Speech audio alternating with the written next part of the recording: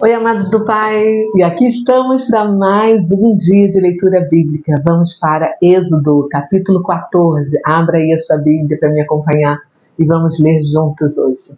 Hoje eu vou trazer a Bíblia GPS. Eu que falo tanto no GPS, o caminho de volta para casa que o Senhor nos deixou. E eu tenho uma Bíblia GPS, que na verdade não era minha, era do meu pai.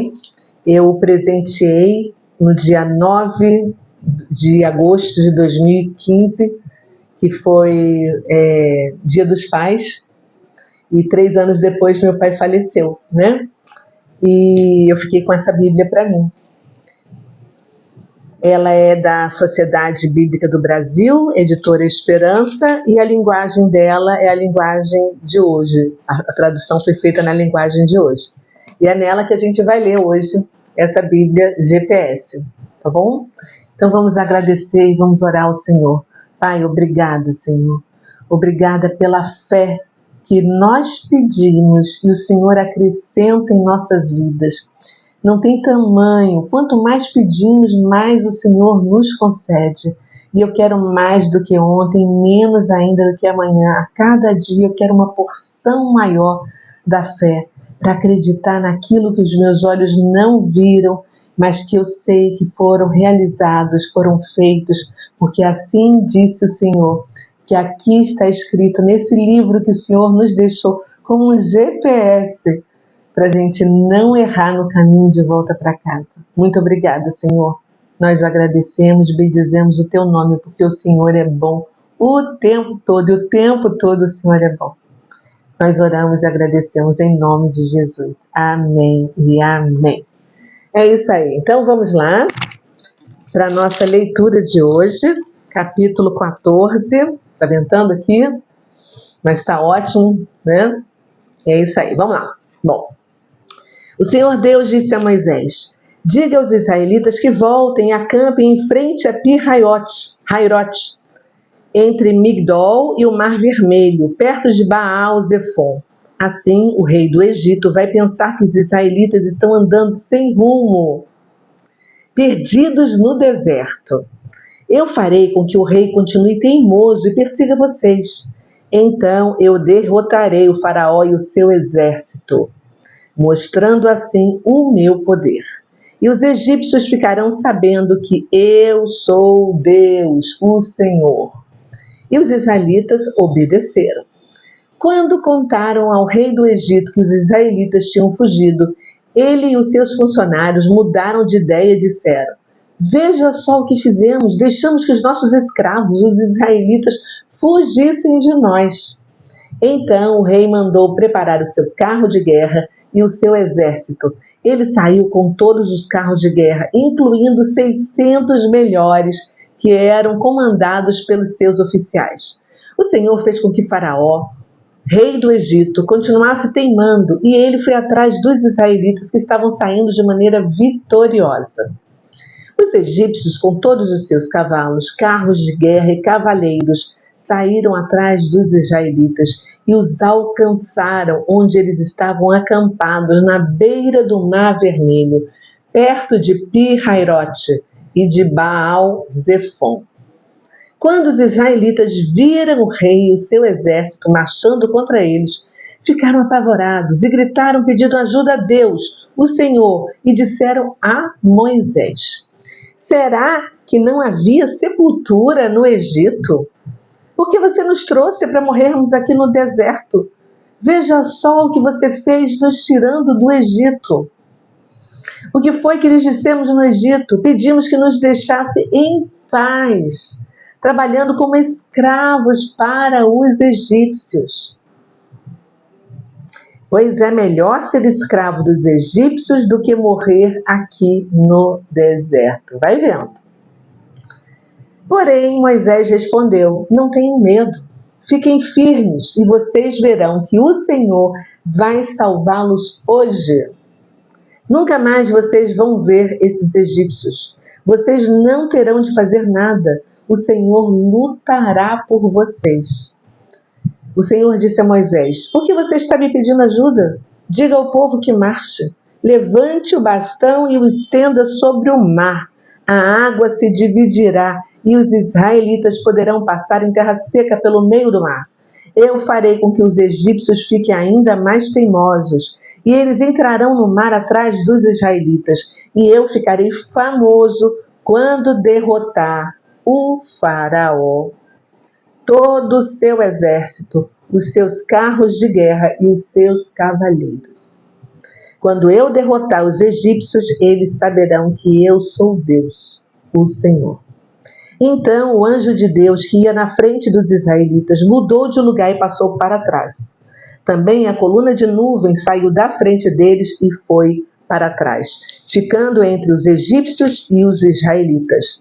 A nuvem era escura para os egípcios, porém iluminava o povo de Israel. Assim, durante a noite inteira, o exército egípcio não conseguiu chegar perto dos israelitas. Moisés estendeu a mão sobre o mar e Deus, o Senhor, com um vento leste muito forte, fez com que o mar recuasse. O vento soprou a noite inteira e fez o mar virar terra seca. As águas foram divididas e os israelitas passaram pelo mar em terra seca, com muralhas de água dos dois lados. Gente, imagina que fantástico isso, né?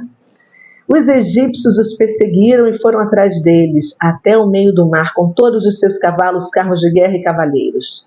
Logo antes de amanhecer, da coluna de fogo e de nuvem, o Senhor olhou para o exército dos egípcios e fez com que eles ficassem apavorados. Os carros de guerra andavam com grande dificuldade, pois Deus fez com que as rodas ficassem atoladas. Que coisa, hein? Então os egípcios disseram: vamos fugir dos israelitas. O Senhor está lutando a favor deles e contra nós. Então o Senhor disse a Moisés: estenda a mão sobre o mar, para que as águas voltem e cubram os egípcios, os seus carros de guerra e os seus cavaleiros. Moisés estendeu a mão sobre o mar e quando amanheceu o mar voltou ao normal. Os egípcios tentaram escapar das águas, porém o Senhor os jogou dentro do mar. As águas voltaram a cobrir os carros de guerra, os cavaleiros e todo o exército egípcio que havia perseguido os israelitas no mar. E não sobrou nenhum egípcio com vida. Sublinhe isso aí na sua Bíblia, tá? E não sobrou nenhum egípcio com vida. Mas os israelitas atravessaram o mar em terra seca, com muralhas de água dos dois lados. Naquele dia, o Senhor salvou o povo de Israel dos egípcios, e os israelitas os viram mortos na praia. Quando viram o poder com que o Senhor havia derrotado os egípcios, os israelitas o temeram. O creram em Deus, o Senhor, e no seu servo Moisés. Que capítulo incrível este, não é verdade? Você já observou que muitos cristãos novos, quando se convertem, começam a perceber as nuances do mundão? E aí o inimigo os persegue para deixá-los em cima do muro, indecisos entre o prazer e a busca do aperfeiçoamento da fé. Quando tudo parece fazer sentido, quando a gente está feliz com as nossas escolhas, aparece um mar vermelho na nossa vida. E aí a gente não acredita que ele pode se abrir para a gente atravessar. Não é verdade? Quem já passou por essa experiência sabe muito bem do que eu estou falando. Quem é que já experimentou uma vivência assim? O melhor de tudo é que nós temos um Deus poderoso que chega com milagres para que a gente possa experimentar o poder dele. E foi isso que Deus fez, endurecendo o coração do faraó pela última vez, neste capítulo que narra a famosa travessia do Mar Vermelho, onde Moisés liderou os israelitas para fora do cativeiro, né? E nós vimos que os israelitas estavam sendo encurralados entre o exército e o Mar Vermelho. E a primeira lição que a gente pode tirar daqui é: mesmo quando as circunstâncias parecem insuperáveis, é preciso confiar na proteção divina. Lembre-se que muitas vezes a solução dos nossos problemas estão em resultados inesperados. né? E diante dessa situação, Moisés demonstrou uma liderança, né, perfeita para acalmar o povo e para prosseguir. E aí são nesses momentos que a gente reconhece os líderes de excelência nos simples chefes. Porque são nos momentos de crise que requerem líderes que mantenham a calma, que inspirem confiança nos outros e que saibam levar os seus liderados de um lugar a outro. E a coragem de seguir em frente é, assim, muito poderoso na liderança para mostrar resultado, né? E a gente viu que a gente está acostumado a ouvir que a fé remove montanhas, né? Mas aqui a fé abriu mares. E aquilo que parece impossível nos leva assim a perceber soluções milagrosas. E se você ainda não experimentou nenhum milagre na sua vida, talvez porque sua fé esteja pequena. Peça a Deus, Ele vai te dar mais fé. Atravessar o Mar Vermelho não foi assim instantâneo, exigiu paciência. Mas antes de obedecer, nós vimos que o povo murmurou. Sabe qual é a palavra murmurar em hebraico? Yu. E significa rebelar-se contra Deus. Se você é uma pessoa que costuma murmurar, ou se você conhece alguém que está sempre murmurando de uma situação, na verdade, estão se rebelando contra Deus. E olha que além de murmurar, eles também foram escarnecedores. Porque, gente, o Egito é o maior centro de túmulos de todos os tempos. O próprio cartão postal do Egito são aquelas 3 pirâmides, que são sepulturas, são túmulos. E eles perguntaram zombando, né? Será que não tinha sepultura suficiente no Egito? Pelo amor de Deus, né? Bom, tem também, algumas pessoas dizem, a gente não tem como comprovar isso, que o primeiro a entrar no Mar Vermelho foi um representante da tribo de Judá. Eu li isso em algum lugar que eu não me lembro onde é, né? E aí ele foi indo, andando, e o água veio até o queixo dele e depois o mar se abriu. A ordem era marchar, que era seguir em frente, sem dúvida. E a lição que a gente tira daqui é que, assim, em nossas próprias jornadas, nós precisamos ser pacientes e confiar no time de Deus. Porque nem sempre os resultados vão vir de forma imediata, né? Mas isso não significa que a gente está sozinho, que a gente está desamparado. Não. Outra coisa importante, não sei se vocês prestaram atenção ou é bom para vocês pensarem nas narrativas que as pessoas ficam tentando criar. E não sei se você já ouviu. Mas o Mar Vermelho se abriu, foi por causa da lua, que juntou com os ventos, com a maré, a lua cheia. Sabe por quê? Eles não querem declarar e reconhecer o milagre de Deus.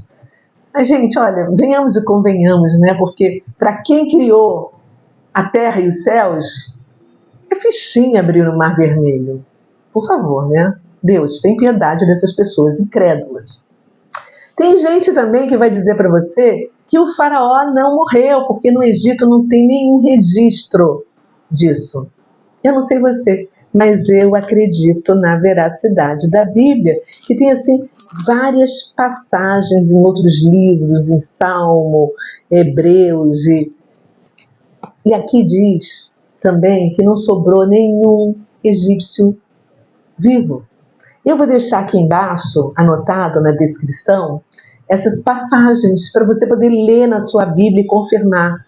Tanto a Bíblia evangélica, quanto a Bíblia messiânica judaica, quanto a Bíblia católica. Você vê que eu leio todas elas aqui para mostrar para você que é isso. A única diferença entre a Bíblia católica é que tem alguns salmos a mais, mas eu vou deixar o número certinho, anotadinho aqui embaixo, eu prometo, tá? E aí o que aconteceu? Após a travessia, os israelitas ficaram, uau! Eles reconheceram. Mas também já era tempo, né, gente? Pelo amor de Deus.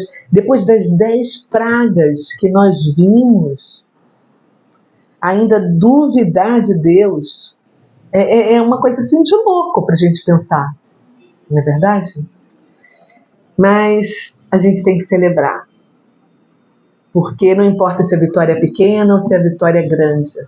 O que eles tinham que fazer depois de chegar em um lugar seco e olhar para trás, ver o mar tendo voltado, era celebrar essa vitória. E isso a gente vai ver amanhã, tá bom? No próximo capítulo. Então, se você curtiu, deixa o seu like, compartilha com quem você ama e vamos amanhã dar continuidade. Se você está curtindo também esse propósito da gente ler a Bíblia de Gênesis a Apocalipse, vamos continuar juntos. Se você está chegando aqui pela primeira vez, seja muito bem-vindo, bem-vinda. Eu sou a Cristiane Oliveira e aperta o sininho aqui embaixo, me siga e vamos juntos, tá bem? Um beijo no seu coração. Tchau.